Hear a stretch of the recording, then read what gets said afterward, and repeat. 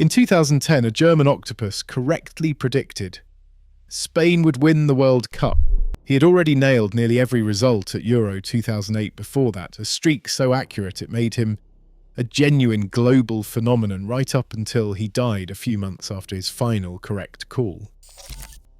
Every football fan has been chasing that exact feeling ever since. Some kind of system, some kind of method, anything that lets you see around the corner before the tournament even begins. And right now, in 2026, there are 3 completely independent systems still running, built by 3 completely different kinds of people, each with a genuine track record behind it, and each one has already named who they think wins this entire tournament. One is a video game studio. One is an economist with a spreadsheet built as a joke. One is a 25,000 simulation supercomputer run by professional analysts. I'm going to walk you through exactly what each one says, why they disagree with each other in some fascinating ways, and at the end of this video, I am going to tell you who I personally think actually lifts this trophy. And it is not the team any of these 3 models would have told you to pick 6 weeks ago. Let us start with the one most people have already heard of, without realizing how strong its actual record is. EA Sports has been simulating the World Cup using their own game engine since 2010, and the results are genuinely strange to sit with. EA Sports has correctly predicted the last 4 World Cup winners. Not 3, 4. Using nothing but their own football video game, run as a complete simulation of the tournament rather than a human sitting down and guessing. Here's why I think that's more credible than it first sounds. EA has spent decades building both a detailed football database and a game engine specifically designed to translate that data into realistic football behavior. They track granular player and team data, so the virtual game actually feels like real football. Gamers notice immediately if Messi's passing doesn't feel special, if a striker feels too slow, or if the physics of a loose ball race feels wrong, which gives EA every commercial incentive to make their simulation behave like the real sport, not a rough approximation of it. When EA simulates the World Cup, they are letting 22 AI-controlled entities clash inside a physics engine where spatial geometry and individual player attributes dictate every single pass, tackle, and shot. It's not a spreadsheet of national statistics. It's closer to running the actual tournament thousands of times inside a virtual stadium with players who behave, sprint, and pass the way the real human versions of them do. For 2026, EA's simulation has Spain lifting the trophy. The reigning European champions, with Lamine Yamal as their generational creative spark, picked by a model that has now called the champion correctly 4 tournaments running. If you'd told me before this tournament that a video game would have a better hit rate than most professional pundits, I'd have laughed. I'm not laughing anymore. Now the second model, and honestly this one has the strangest origin story of the 3, and I find myself coming back to it constantly. In 2014, a German economist named Joachim Clement built a formula specifically to expose what he called the excessive overconfidence of economists, to prove once and for all that predicting something as chaotic as a World Cup winner was essentially impossible. He ran it as a kind of academic punchline. It picked Germany, his own country. Germany won. Clement himself has said he was genuinely horrified by that because every expert at the time said no European nation had ever won a World Cup hosted in South America. His joke model had just broken history on its very first attempt.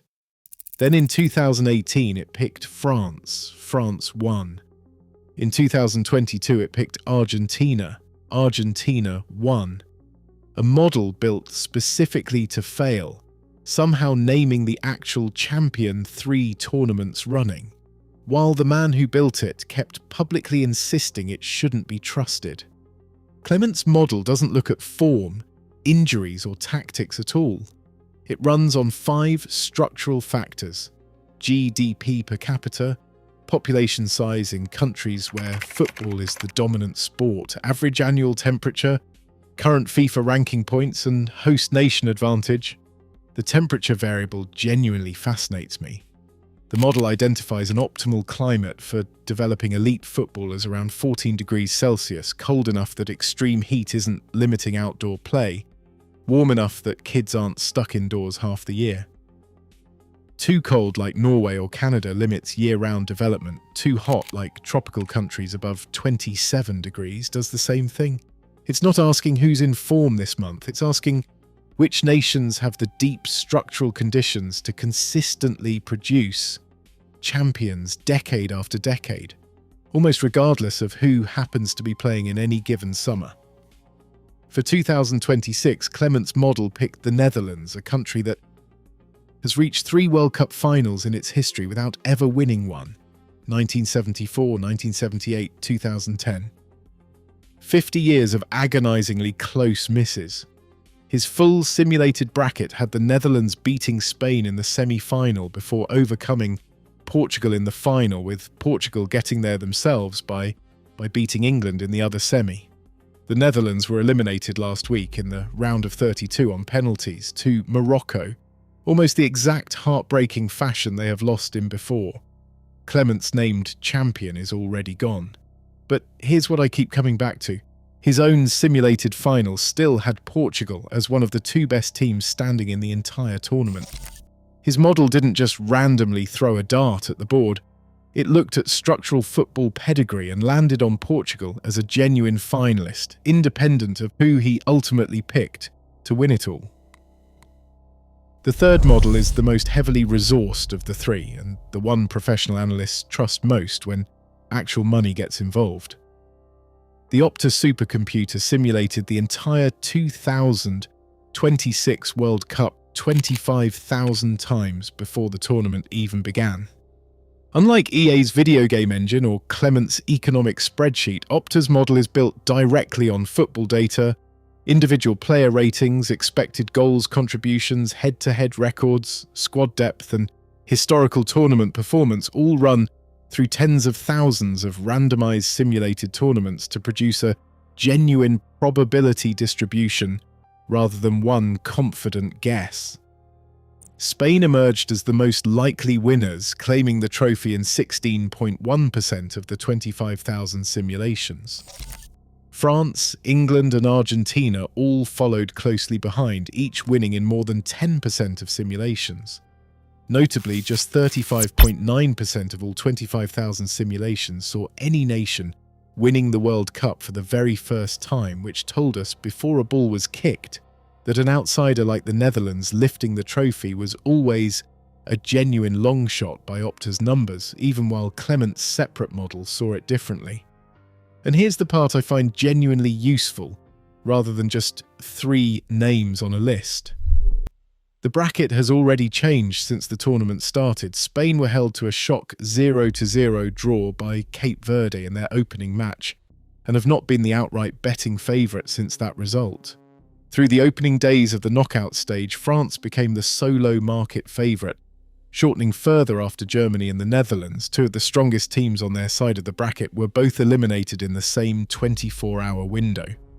A model is only as good as its willingness to update when reality contradicts it. Opta's strength is precisely that it isn't married to one name. It's a living, breathing probability cloud that shifts every single match day. This is the part that should genuinely change how you watch the rest of this tournament, because when you put all 3 models side by side, something becomes obvious almost immediately. EA's video game simulation says Spain. Clement's economic model named the Netherlands, who are already out, but his own simulated bracket had Portugal reaching the final. Opta's 25,000 simulation supercomputer has Spain, France, England, and Argentina at the very top, with Portugal sitting just behind that leading group. 3 completely different methodologies. A video game engine modelling actual on-pitch physics. An economist's spreadsheet built on national wealth and climate. A professional analytics supercomputer running tens of thousands of statistical simulations. And despite using almost none of the same inputs, despite one of them being built as a deliberate joke about the limits of forecasting, All three keep landing inside the exact same small cluster of nations: Spain, France, Argentina, England, and Portugal. That convergence matters more to me than any single pick. When three unrelated systems built on entirely different logic all point toward the same handful of teams, that's not coincidence, that's three different lenses independently, confirming the same underlying picture of where the real strength in this tournament sits. Right now, as the knockout rounds progress, France sit as the outright favourite at most major sportsbooks, with Argentina, Spain and England the only other teams carrying single-digit odds, and Portugal and Brazil close behind in the next tier. That is almost exactly the same cluster all three models were already circling before a ball was kicked. So which of the three would I personally lean on? Honestly, none of them in isolation, and I don't think that's a cop-out. I think it's the actual lesson buried in all of this. EA's strength is realism, in how football genuinely behaves on the pitch. But it's still ultimately one simulated run dressed up as a single confident headline. Clement's strength is real structural insight into which nations are built over decades to repeatedly produce champions.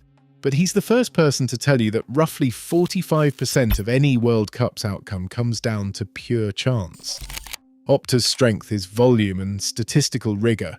25,000 simulations is a genuine probability distribution, not a guess, but even that only gives Spain a 16.1% chance, which means it expects them to lose more often than win, 5 times out of 6. The real answer isn't picking the one correct model. It's noticing that all three, despite radically different methods, keep landing on the same 5 or 6 teams. And that convergence is the actual signal here, not any single name on any single spreadsheet. And now I want to step away from the models entirely, because I've been watching every single one of these teams closely, and I have my own honest opinion that none of the three systems would have given you 6 weeks ago. I think Portugal win this World Cup. I know how that sounds right now. They drew with DR Congo, they drew with Colombia. They've looked flat, uninspired, and far from their best in the group stage. Ronaldo has had moments where he's looked every one of his 41 years. None of that is in dispute. But here is the thing I keep coming back to, and it's something we've talked about on this channel before. Portugal have never been a group stage team. They've never needed to be. They drew their way through the entire group stage at Euro 2016 and won the whole tournament without winning a single one of those opening games. They've made a habit, an actual pattern across multiple generations of this squad of looking ordinary right up until the moment something is genuinely on the line. And look at what they're actually carrying into the knockout rounds. Vitinha and João Neves, who just won back-to-back Champions Leagues together and understand each other's movements at a level most international midfields never reach. Bruno Fernandes, who just broke the all-time Premier League assist record in a single season. Nuno Mendes, arguably the best left-back alive right now. A goalkeeper in Diogo Costa, who has already saved a penalty to win the Nations League final. And Ronaldo, who, whatever you think of his current form, has a record in this shirt when he scores that simply does not lose. None of that talent has needed to show up yet. None of it has been required. That's what genuinely excites me about this team heading into the knockouts. They haven't even had to play well yet, and they're still through. The version of Portugal that beat Germany in Munich and beat Spain on penalties in that Nations League final, that version hasn't been seen once in this tournament. And every single piece of evidence from the last 18 months tells you that version exists, that it's real, and that it tends to arrive exactly when a single mistake means going home. None of the three models I've just walked you through would have told you this 6 weeks ago. EA has Spain. Clement's bracket has Portugal reaching the final, but ultimately losing it. Opta has them sitting just outside the very top tier. But models build their numbers from history and averages. They can't fully account for a team that has spent 2 decades proving it only really shows up when the cameras are pointed at the moment that actually matters. I think that's exactly what's about to happen here. I think Portugal have been quietly sleepwalking through the part of this tournament that has never once defined them, and I think the knockout rounds are about to show everyone what this squad is actually made of. A video game, an economist spreadsheet, a 25,000 run supercomputer. 3 completely different ways of looking at the same tournament, and all 3 keep pointing at roughly the same small group of nations. And then there's my own honest read sitting slightly outside all of that data, on a team that has built its entire modern identity around being underestimated right up until the moment it matters most. Don't forget to subscribe and tell me in the comments, do you trust the models or do you think I am right about Portugal?